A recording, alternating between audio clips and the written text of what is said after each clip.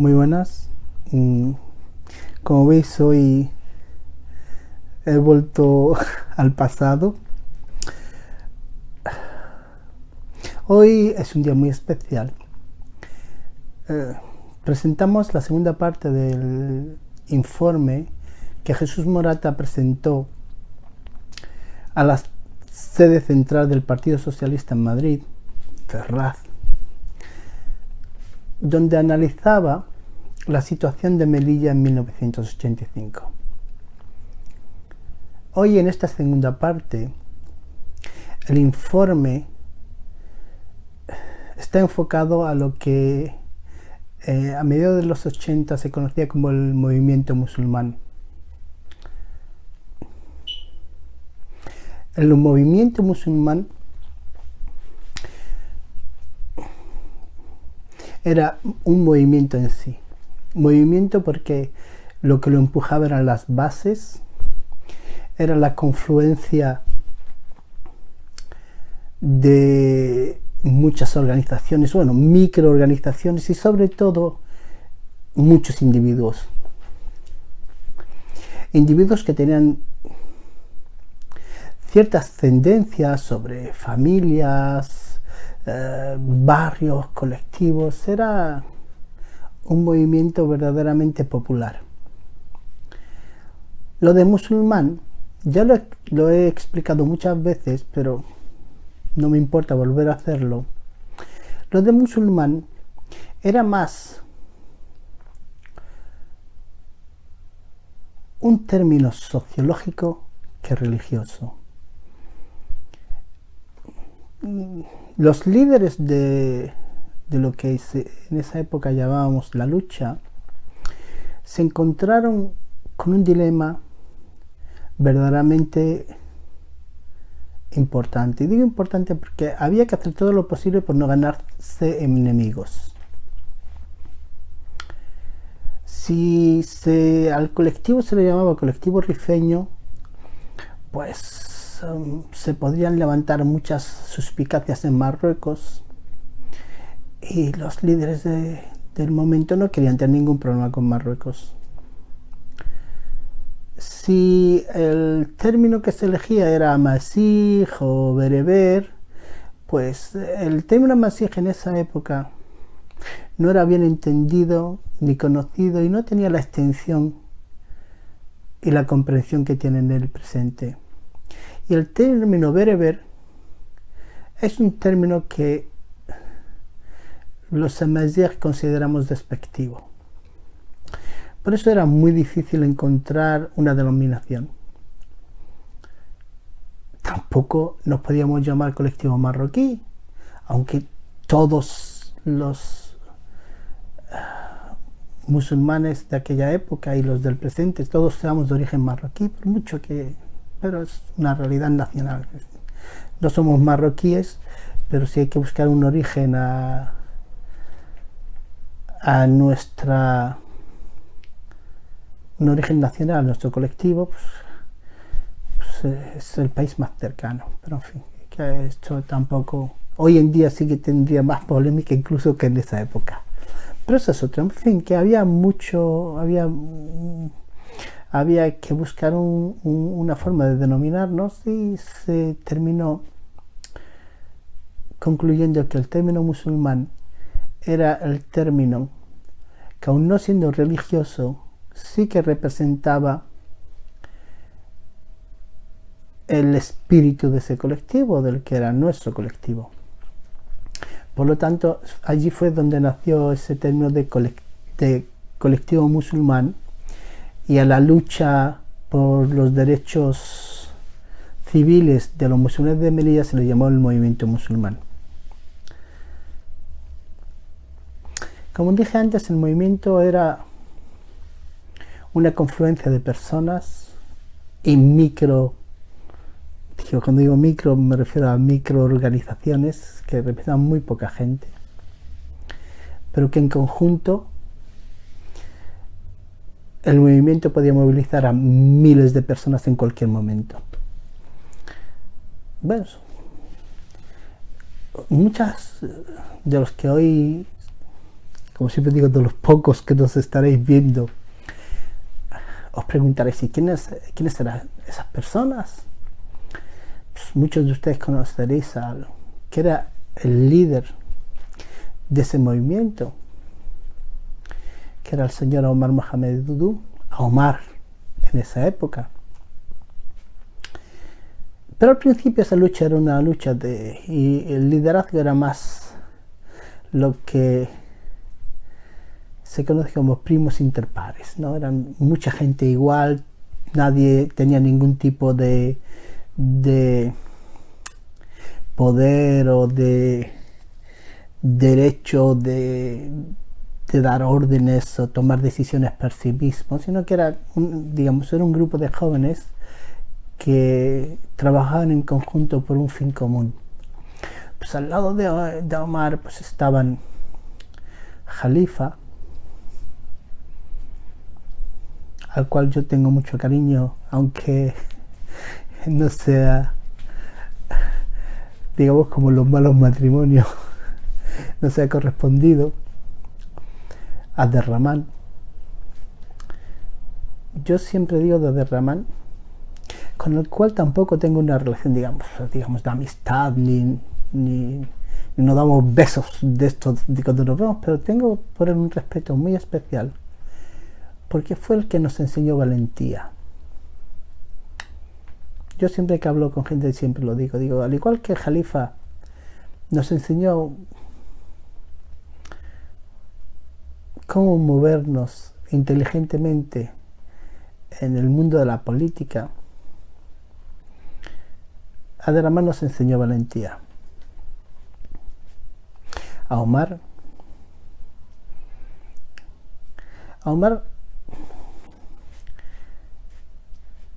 tenía un poquito de ambos.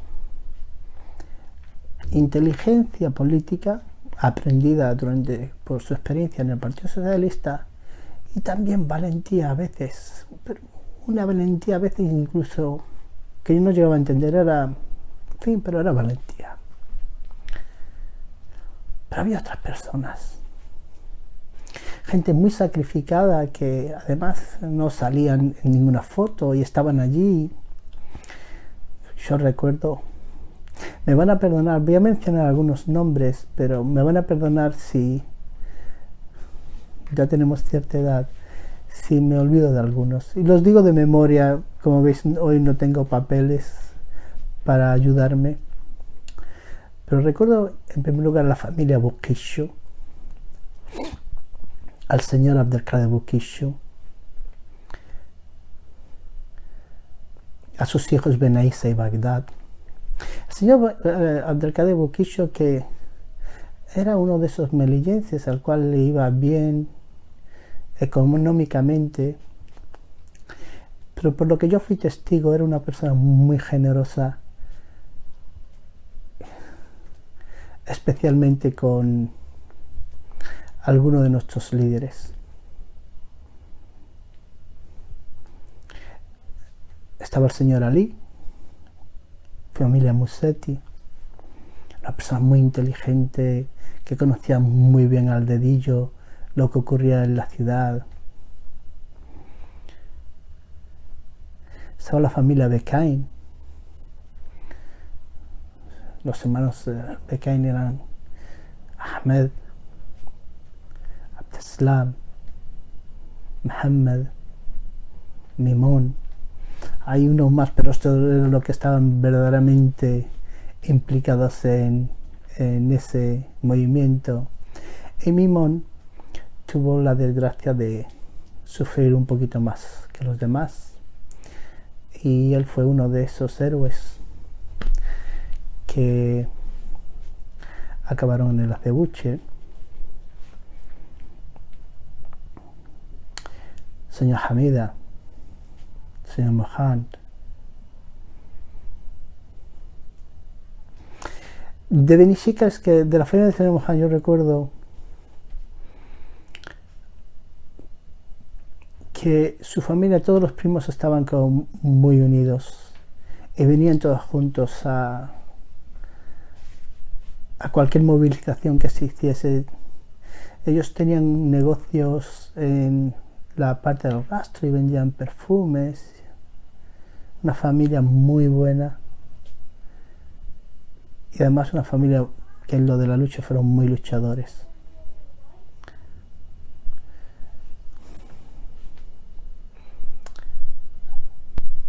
Estaban, entre otros, había representantes de muchas de las familias de Medina.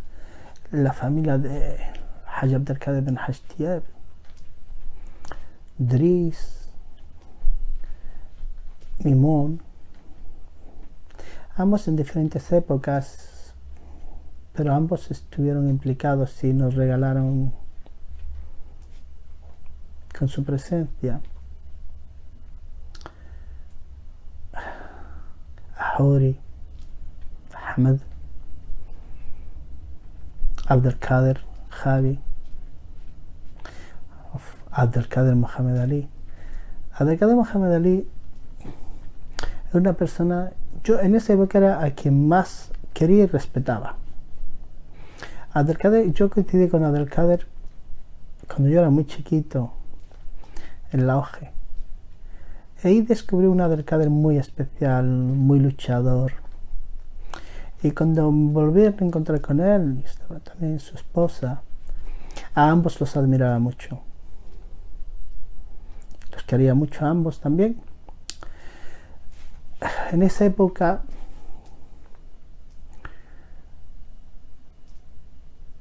creo que menciono a Abdelkader Javi.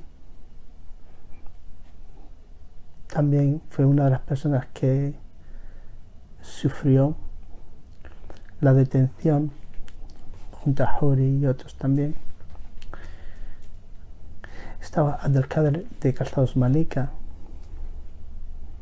señor Yamani de Calzados, no, perdón, señor Yamani de Calzados Malika, y estaba Abdelkader de Calzados Karima. Eran bueno, señor, yo recuerdo con mucho cariño al señor Yamani, era también una persona muy generosa. Ahmed al-Rimash, que aunque siempre se mantenía al margen, digamos, pero estaba muy implicado. Señor Tahar Labudi, su compañía siempre fue grata. La familia Labudi en general estuvo haciendo lo que pudo en Melilla cuando llegaron. Después Hassan, después de volver de Granada y eso.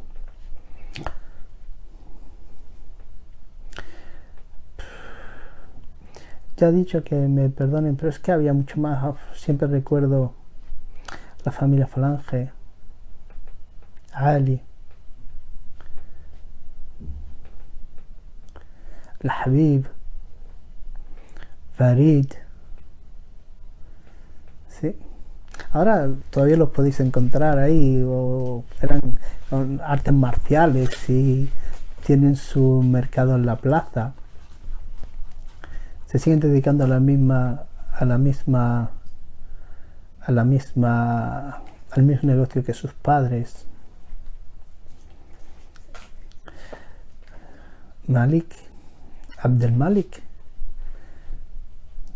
que llegó a estar en el ayuntamiento y estuvo junto a Palacios ahí. Recuerdo a Benaísa, pobrecito, nos dejó muy joven allí también. Benaísa se dedicaba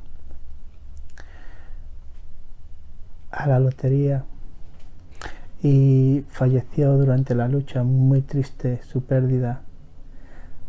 Había gente muy joven también. Estaba nuestro amigo Abdeslam, que ahora tiene mucha presencia en las redes sociales, muy joven pero luchador, señor de la Siguriashi, con el que tengo lazos de sangre, de cariño, de respeto, y siempre que puedo le pido perdón. No he sido, creo, el mejor de los sobrinos, pero sí que le tengo el cariño y el agradecimiento que ya le tenía a mis padres.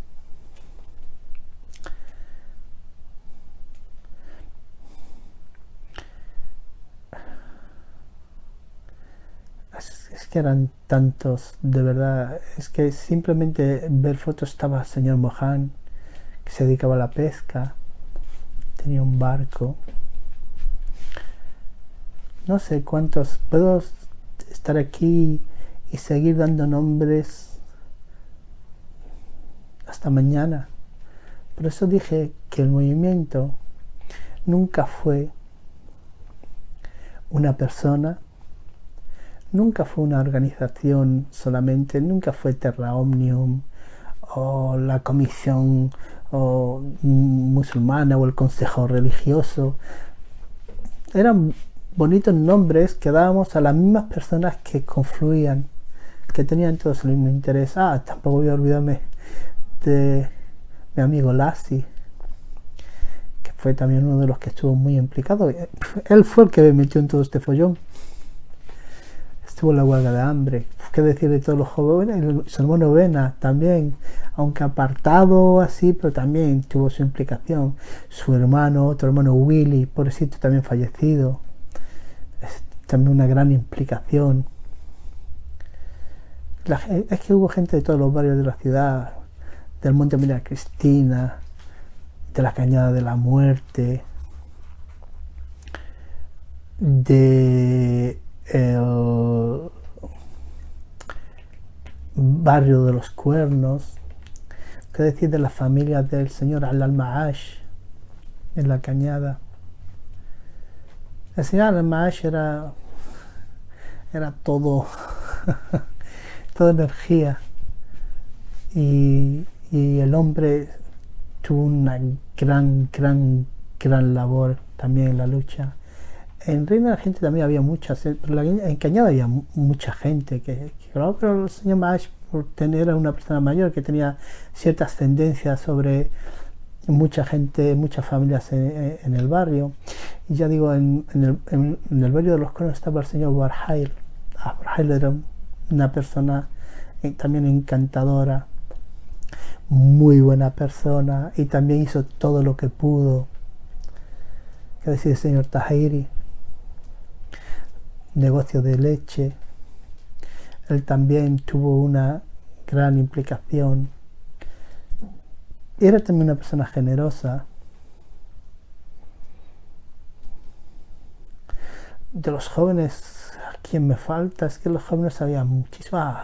Mimun Jalish, creo que está ahora por Cataluña, todavía sigue metido en esto del asociacionismo.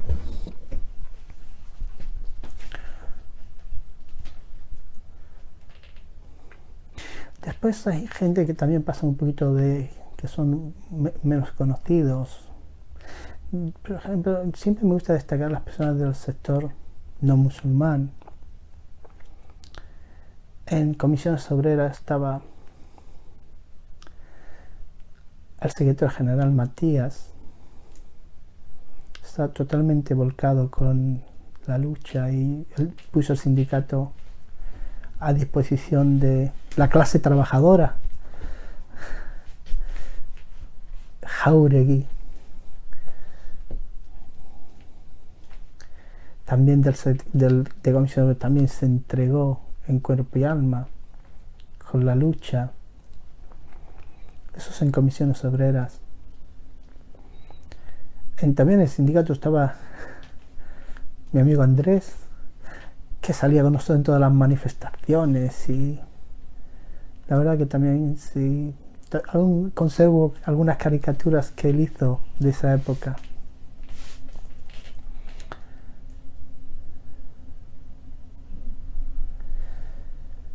También estaba, ¿cómo era el nombre del escritor? Escribió el libro entre moros y cristianos. Creo que lo tengo aquí. Ricardo Crespo, sí. Ricardo Crespo. Sigue vivo también. Pues ya hemos dicho, en el Monte María Cristina, en Cabrerizas también. Es que en Cabrerizas también había un movimiento también muy importante de personas. Había la base del movimiento, era lo que se llamaba las comisiones de barrio.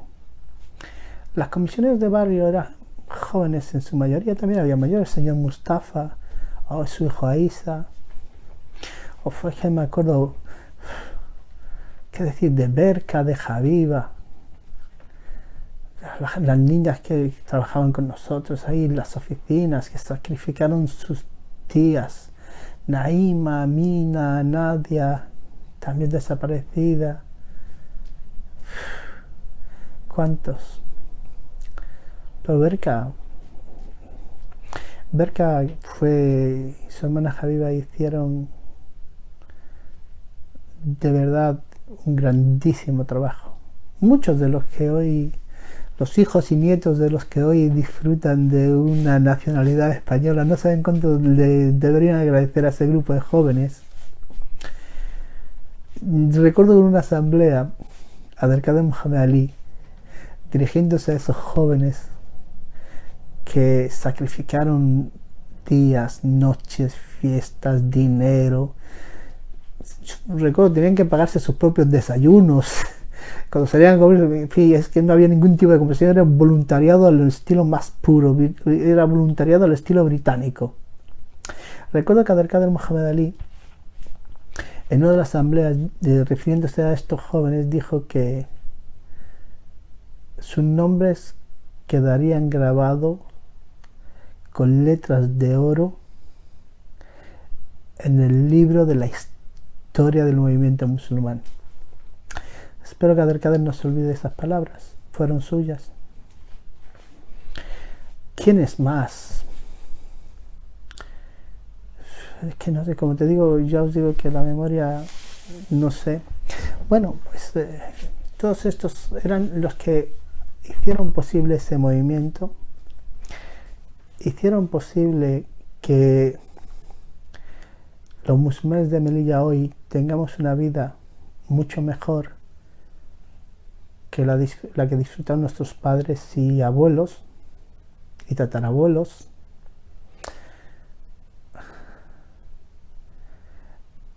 Todas estas personas que he mencionado y a todos los que seguramente me he olvidado, me gustaría que sus hijos y sus nietos se sintiesen orgullosos de la labor que realizaron sus padres y abuelos y sus madres y abuelas. No puedo olvidar de Hajj Arquía, la cañada esa. Hajj Arquía fue la representación de la mujer musulmana en las asambleas. Había otras muchas mujeres, en el Monte María Cristina, en los barrios de los Cuernos, en la Cañada de la Muerte, Cabrerizas. Las mujeres, la verdad que es muy típico en la cultura amazigh que en tiempos difíciles las mujeres salgan a la calle y luchen. Pero es que esta vez fueron incluso más allá. En muchos momentos fueron las sacrificadas de la lucha. Esas mujeres de la Plaza de España vestidas de blanco recibiendo agresiones innecesarias y gratuitas, porras, humo. Bueno, todo esto estoy mencionando, intentaré en esta semana poner algunos vídeos relativos a esto, pero fue en que las mujeres en general fueron de verdad corazón de esa lucha. Por eso a mí me entristece cuando hay personas que intentan personalizar en sí mismos todo esto, pensar que esas mujeres o esos hombres o esas personas que se sacrificaban lo hacían por una persona, o era un movimiento y como tal todos ellos eran héroes, incluso mucho tenían en este caso incluso mucho más. Su heroicidad era una heroicidad inocente, era un sacrificio puro. No había intereses espurios, ni maletines, ni ningún otro tipo de intereses de mejorar laboralmente o profesionalmente. de pasar de un estatus social a otro. Era un movimiento, como digo, de personas muy inocentes que confluyeron en un mismo río de intereses, que era tener una vida más digna. Enfrente nos encontramos a mucha gente. Como veréis en este informe que Jesús Morata, socialista, Jesús Morata manda a Madrid, deja el socialismo de Melilla a la altura de lo que era un partido racista y fascista que había secuestrado unas siglas, y los que en él estaban no eran más que eso. Hablo de los dirigentes, seguramente que la gente, habría algunas personas que se sintiesen socialistas de corazón, no solo de siglas y para encontrarse un hueco en la sociedad. Porque el socialismo es un hacer. El socialismo es dar ejemplo. Y por eso digo y lo repito, cuando estos días, yo que ya había superado esto, pero cuando estos días la secretaria general del PSOE, y voy a poner imágenes de Julio Basset y Gonzalo Hernández refiriéndose a lo que querían hacer con los musulmanes de la ciudad, pero cuando veo a esa secretaria general, que todos los que me contactan me dicen todo lo mismo: es tontita, pero es muy buena gente, se deja influenciar por el historiador. Refiriéndose a, bueno, ya sabía a quién se refiere, me refiero y tal. Todos, yo digo, ¿cómo va a ser tonta? Si no existe, las mujeres no son eso. A mí eso me parece muy insultante hacia su persona. Es una persona, puede ser en todo caso vaga por no leer o no querer conocer su historia, pero eso no le quita culpa. Entonces, ese insulto constante de Gloria Rojas hacia los musulmanes de Melilla, intentando dar una calle al alcalde que en esa época dirigía la ciudad y que se enfrentó al gobierno central para que no se regularizase a los musulmanes de Melilla, la verdad es que es lo único, veis que es lo único que me altera. Cada vez que pienso en eso me altero, porque lo considero tan insultante viniendo de ese PSOE, porque me quita. Gloria Rojas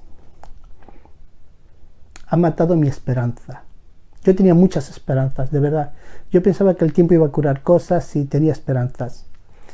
Pero Gloria Rojas ha matado mi esperanza en Melilla.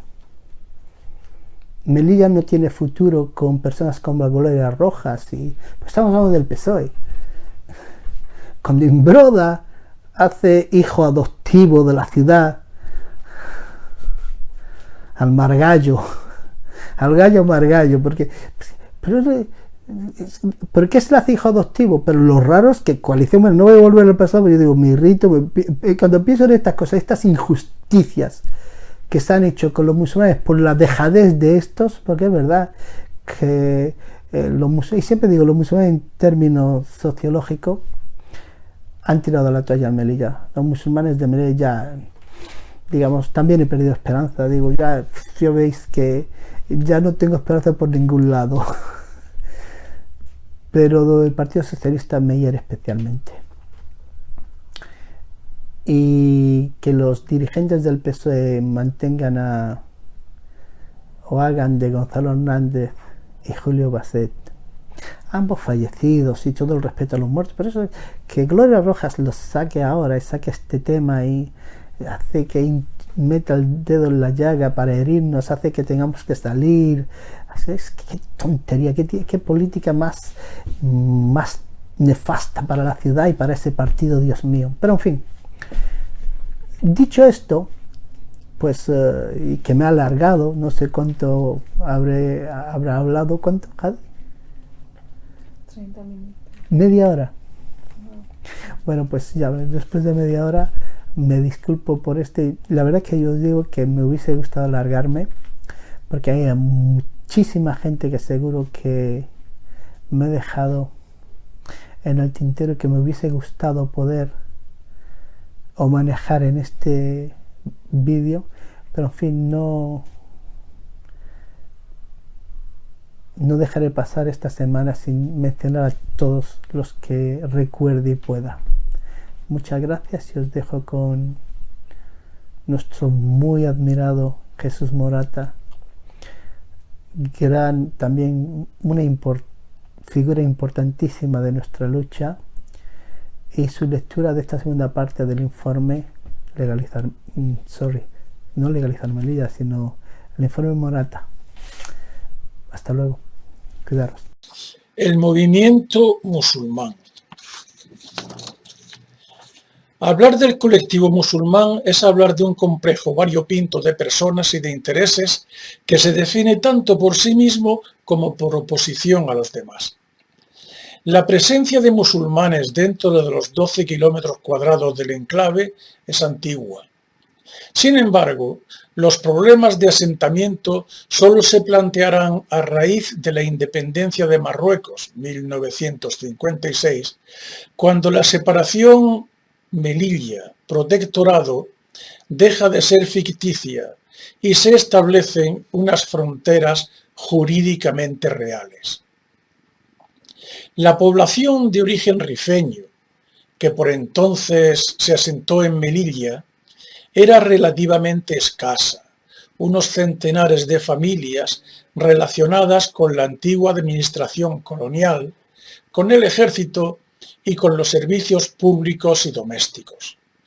Entonces, como siempre, la comunidad musulmana constituía la clase social más sometida y explotada.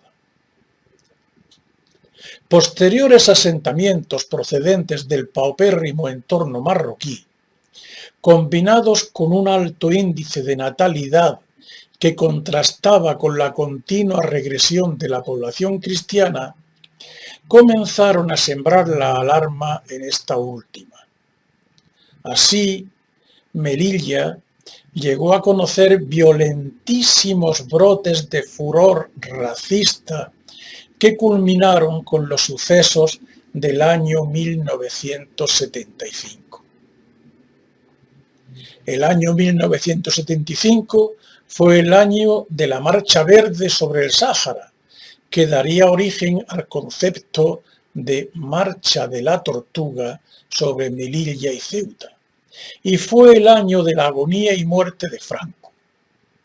Bastó que en Melilla se produjeran dos explosiones, una en el cauce del Río de Oro que mató al portador de la bomba, y otra, aún no aclarada, en una céntrica cafetería, para que se produjera una crudelísima represión del colectivo musulmán, con la legión en la calle, invasiones y apaleamientos en las mezquitas, encierro masivo de musulmanes en la plaza de toros, éxodo apresurado de familias rifeñas hacia las fronteras sin otros bienes que los imprescindibles, arengas patrióticas, palizas a mujeres y niños, etc. Los sucesos del 75 siguen vivos en la memoria de todos los melillenses. Con todo, en pocos meses se restableció la situación y la comunidad musulmana siguió creciendo, más por imperativo demográfico que por nuevos asentamientos hasta hoy. Ya se ha apuntado que el colectivo musulmán ocupó siempre y ocupa el peldaño más bajo de la escala económica y social de la ciudad, y a ello no es ajeno el tratamiento que se le ha dispensado.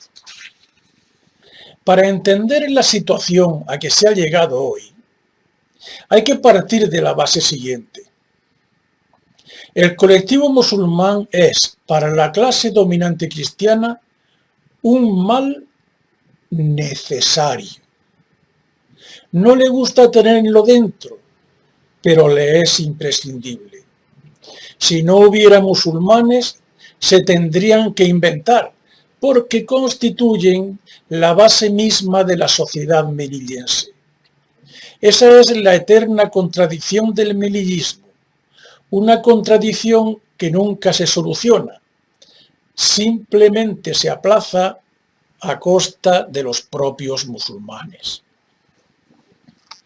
Cuando la administración civil y militar de la plaza estaba en manos de los comandantes generales, hasta 1983, estos se limitaban a intentar un control numérico de los musulmanes con residencia fija.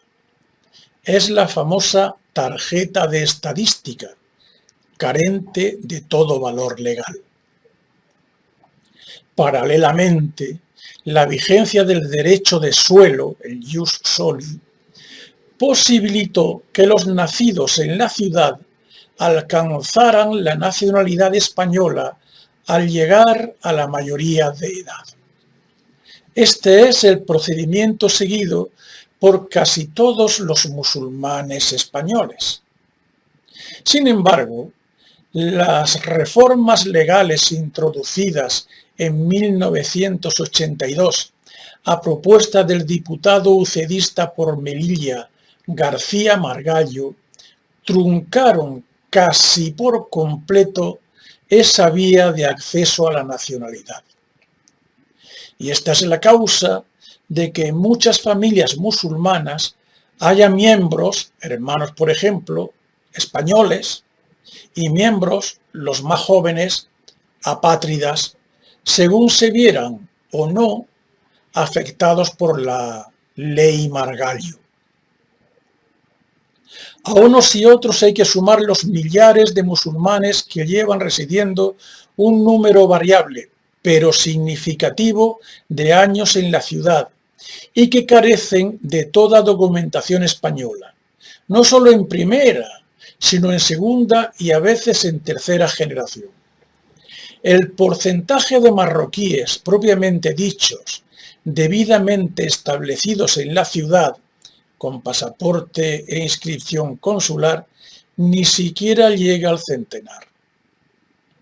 Los motivos son dos: la dificultad y el coste real de un pasaporte en Marruecos y, para mayor complicación, la negativa del consulado marroquí más próximo a Melilla, Málaga, a realizar inscripciones consulares para Melilla, ya que la consideran territorio marroquí, y expedirlas sería una forma indirecta de reconocer la soberanía española sobre ese territorio norteafricano. La confluencia de factores como pobreza, ignorancia, promiscuidad, desarraigo, incertidumbre ante el futuro, desesperanza y falta de horizontes para ascendientes y descendientes, determinan, al combinarse con el rechazo y la desconfianza social y la discriminación jurídica y real que padecen, un sentimiento colectivo de descontento que en los jóvenes aparece como franca rebeldía.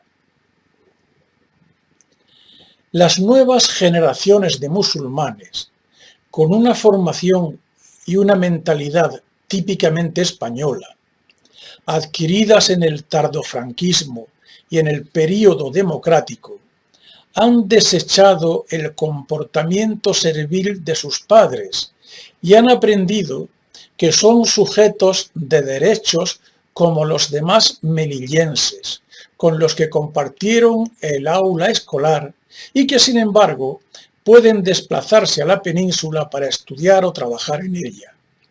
Sus perspectivas laborales en Melilla son casi nulas y, en caso de obtener algún empleo, sería con la precariedad que conlleva su condición de apátrida, desarraigado y rechazado.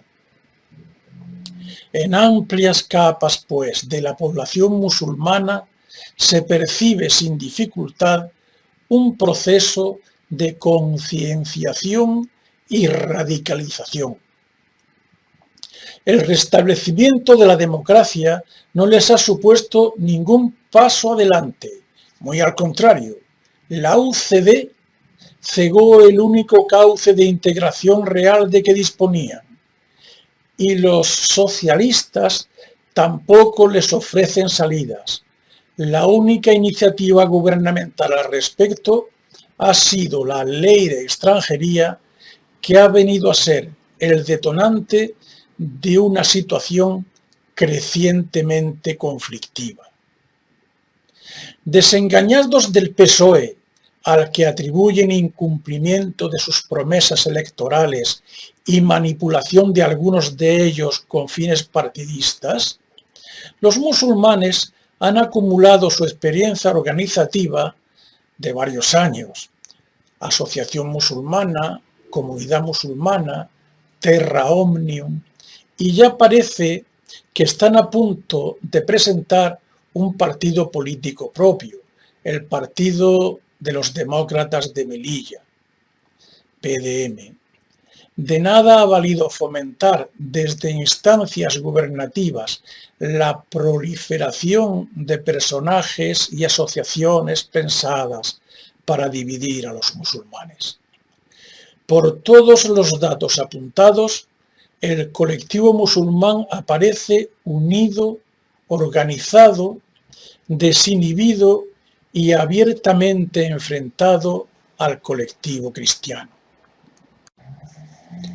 Comportamientos políticos. A tenor del espectro político que define a Melilla, se debería deducir que las diferencias ideológicas entre sus diversas opciones, que van desde la izquierda a la ultraderecha, son marcadas y operativas. No es así. La realidad demuestra que cuando se pone en tela de juicio cualquiera de los dogmas del melillismo, o lo que es lo mismo, cuando se sospecha o insinúa la simple posibilidad de modificar la situación social de Melilla, las diferencias, puramente verbales, que pregonan los partidos locales, desaparecen al instante y se inicia la prédica de una nueva cruzada contra el moro. La última vez que se produjo el fenómeno fue a raíz de unas declaraciones del diputado Pablo Castellano, y no tardará en repetirse, dada la cobertura nacional que los medios informativos han dado a la manifestación musulmana celebrada el día 23 de noviembre contra la Ley de Extranjería. En síntesis, se puede afirmar que las fuerzas políticas melillenses son cualitativamente diferentes de sus homónimas peninsulares. Ni el Partido Socialista de Melilla, PSOE, es el PSOE nacional, ni AP de Melilla es AP nacional, ni UGT de Melilla es UGT nacional. En realidad, los militantes melillenses de esos partidos y los afiliados a los partidos exclusivamente locales forman un continuum homogéneo entre sí. La pertenencia a un partido de ámbito nacional es simplemente un modo de aprovechar el prestigio estatal de sus respectivas organizaciones para acaparar y ejercer un poder provinciano y caciquil. Los líderes de cada uno de los partidos citados podrían perfectamente ser dirigentes de uno cualquiera de los otros. La Ley de Extranjería en Melilla. Esta controvertida ley orgánica,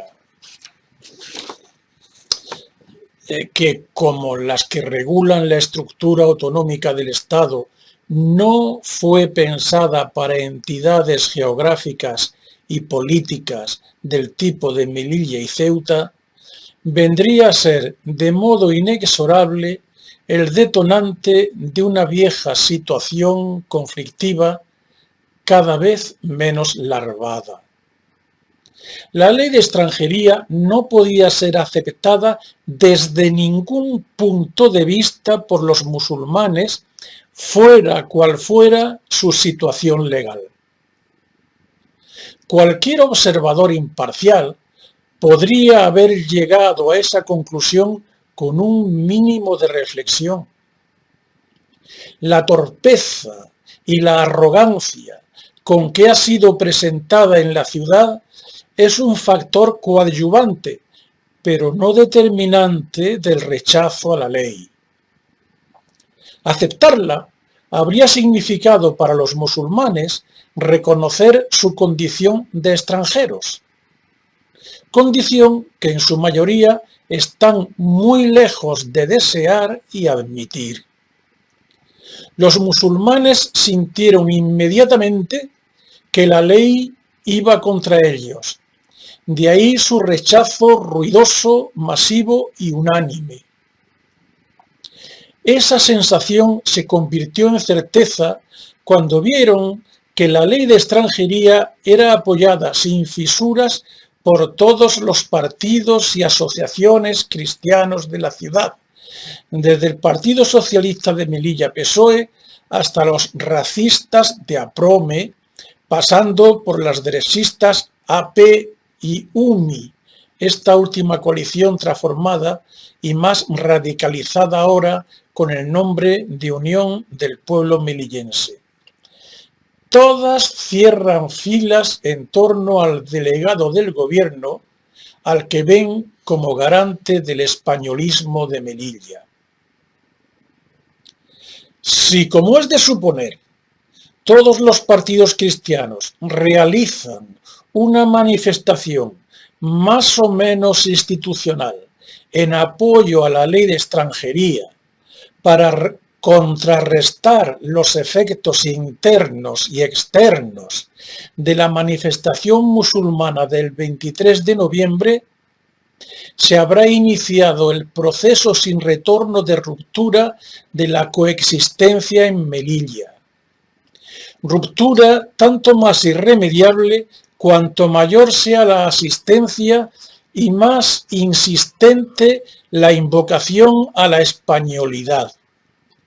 La llamada por los líderes musulmanes contramanifestación racista será socialmente peligrosa, política y administrativamente inútil.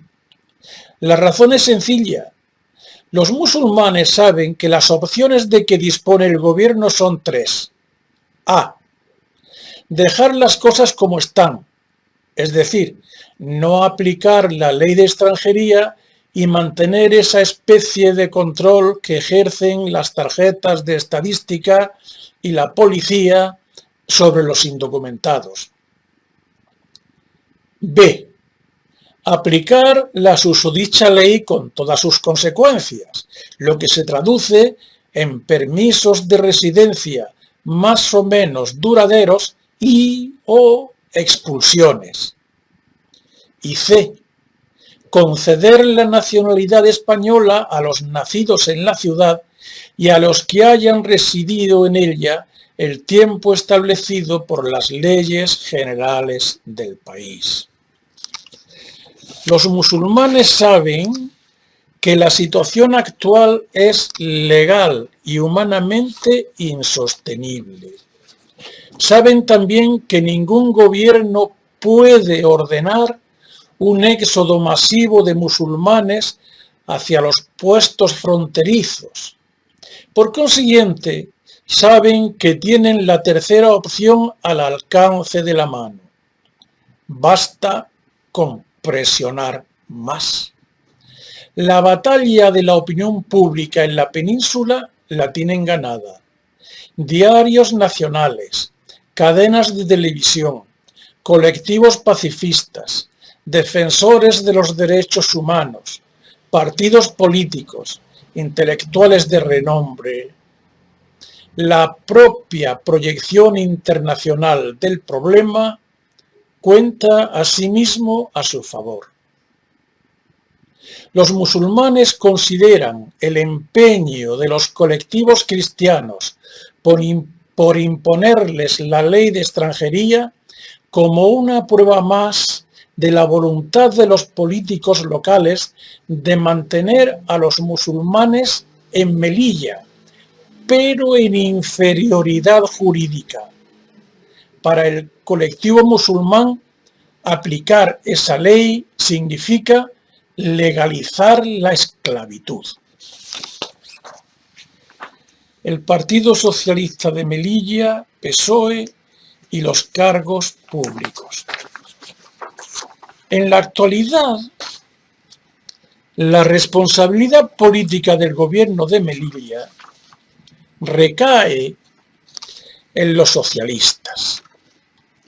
Se identifican como tales el delegado del gobierno Andrés Moreno, el alcalde Gonzalo Hernández, el diputado José Luis Estrada y los senadores Julio Basets y Miguel Ángel Roldán. La comisión ejecutiva del partido de Melilla tiene como presidente a José Torres, como secretario general al citado senador Basets. Quizá convenga adelantar que el Partido Socialista de Melilla, como todos los demás partidos melillenses, responde a la perfección al arquetipo de los partidos pequeñoburgueses trasplantados a territorios ultramarinos. Operan como si los nativos no existieran, fueran de otra galaxia o el sistema democrático no fuera con ellos. Valga el siguiente ejemplo. En todas las confrontaciones electorales habidas hasta ahora, generales de los años 77, 79 y 82, municipales de los años 79 y 83, no ha sido presentado ni un solo musulmán en ningún puesto de ninguna candidatura de ningún partido o agrupación electoral.